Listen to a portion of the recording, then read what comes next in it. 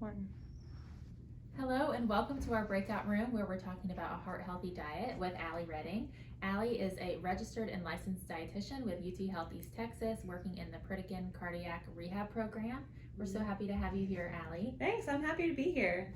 Great. So to start us off, will you share just briefly about your role, where you work, and the population you serve? Sure. So we partnered with Pritikin. UT Health Tyler and Pritikin created a intensive cardiac rehab program for patients who have suffered a cardiac event of some kind. And so we partner exercise and education together for about a 3-month program. So my role in that is mostly education. So we do cooking classes and nutrition workshops, and I meet with every participant for about an hour to do an RD consult and just talk through healthy eating.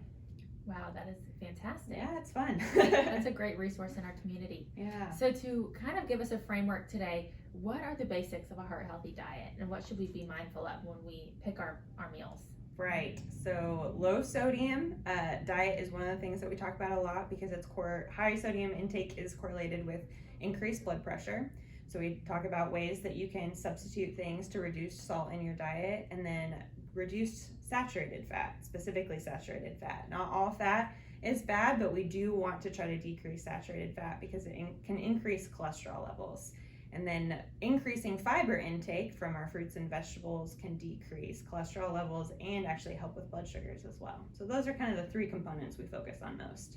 Yeah, that's fantastic. And I know, talking about salt and blood pressure, the Heart Association and the community calls blood pressure or hypertension the silent killer because there aren't very many symptoms of that. So salt is a tricky one. Yes, it is. Sure. And thankfully there's a lot of ways that you can create great flavors without having to have a lot of salt in your diet. So yeah, that is something we do talk about a lot, and I like talking about it because I want to introduce people to new ways of eating. Right. Yeah, that's fantastic. So talking about substitutions, what are some easy ones that you would recommend to us? Yes, absolutely. So the first one I always mention is trying to substitute Greek yogurt in place of high-fat dairy foods like mayonnaise or sour cream. And most people are kind of hesitant about it at first. They're like, how can yogurt be a good substitute for those things? But plain Greek yogurt specifically has a great texture to substitute. So you can add plain, non-fat Greek yogurt on top of a baked potato to get a really creamy texture that sour cream or butter usually does. And then also salad dressings and dips or hummus, you can use Greek yogurt as a basis for those to reduce intake of salt and saturated fat. So those are a couple of simple ones. I also always recommend trying to go from a white grain, which means that it's been processed, like white bread or white rice, and trying to do more of the whole grains. And so we talk about different types of whole grains, including brown rice, wild rice, whole wheat products like whole wheat pasta or bread, and then other ones that people aren't as familiar with, like quinoa or couscous or barley grains, and how you can substitute those for the typical, rice or other grains that don't have as much nutrition. So those are kind of ones that I try to go to the most often. That's a great point, and I always try to look for whole wheat bread at the grocery store, although sometimes white does taste better, but you got to think about what's healthier for you. That's right. So what would you recommend to someone like me who loves Mexican food? I love chips and salsa. I crave it every day. What are some ways that I can choose a better option? Yeah, that's a great question. And I get that one a lot because we live in East Texas. So everyone likes their Tex-Mex, which I can completely understand and relate to. So the first thing I'll say about eating out is you want to try to do smaller portions. So when you go to a restaurant, they're going to give you food that's it's too much for one serving, which is actually in our favor because you can cut that serving in half, take half of it home, and you have a whole nother meal, which is great. And you've already reduced your calorie and your fat intake right away. So that's one thing. Try to just ask for a to-go box right away, box it up, eat half of it, and you will be satisfied with that, I promise. And then another good option, especially for Tex-Mex or Mexican food restaurants, is trying to pay attention to what you're eating before your meal even gets there. For example, the chips and salsa they usually put on the table. So we're all, used to going back for another chip and another chip. We're all guilty of that. So if you can pre-portion those chips like on a plate or on a napkin in front of you, 8 to 10 chips is about a serving size. Just enjoy those and then don't reach back for other chips in the basket. So that gives you a good appetizer, allows you to enjoy something that we all like.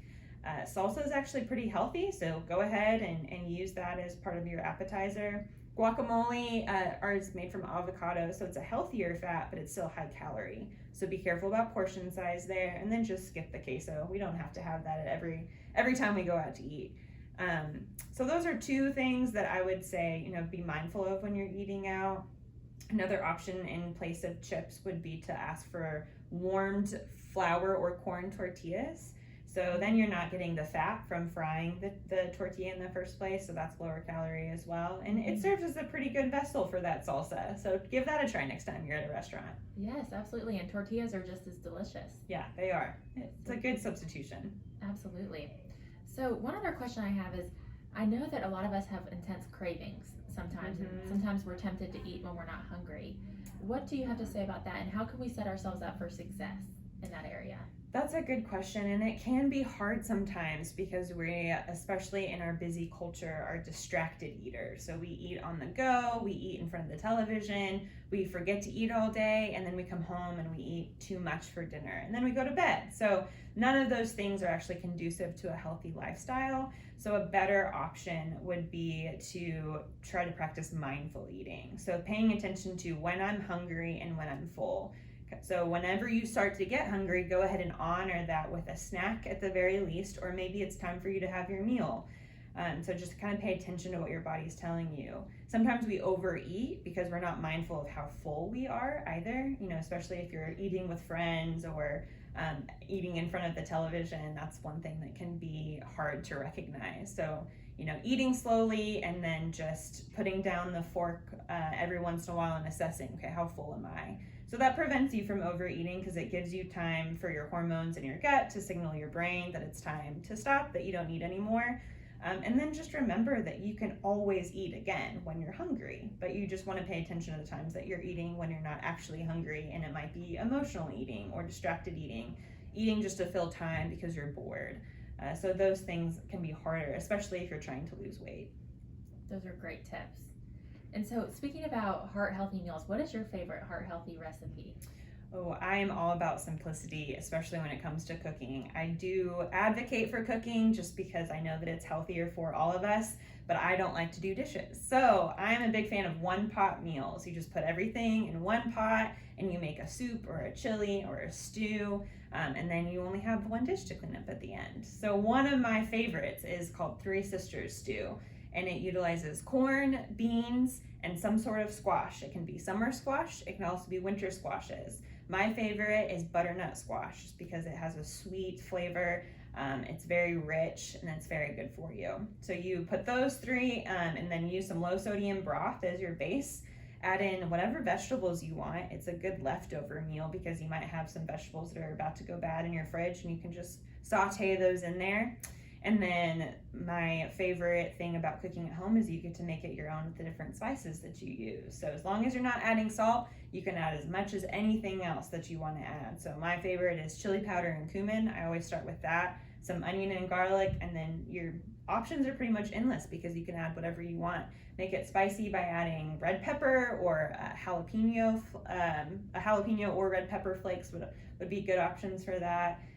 And then just kind of realize what your palate likes and expand from there. So that's one of my go-to healthy meals. That sounds delicious, and it sounds like I need to go get some chili powder and cumin. Absolutely, it's a great recipe. I think I'm running low on both, but that's fantastic. Thank you, Allie, for that recommendation. And as we come to a close, where can people find more information about the Pritikin Intensive Cardiac Rehab Program? Yeah, so the best place to go for information if you just want to learn a little bit more is uthealthrehab.com. And then if you think that maybe you would qualify for cardiac rehab, if you've had a recent heart incident, talk to your primary care physician because it is a program that's physician referral based. So they can give you more information and contact our cardiac rehab facility. That sounds fantastic. Well, thank you, Allie. And the American Heart Association is very grateful for our partnership with UT Healthy Texas, and we look forward to continuing to create healthier and happier lives here in Tyler. Awesome. Thanks for having me. Thanks, everyone.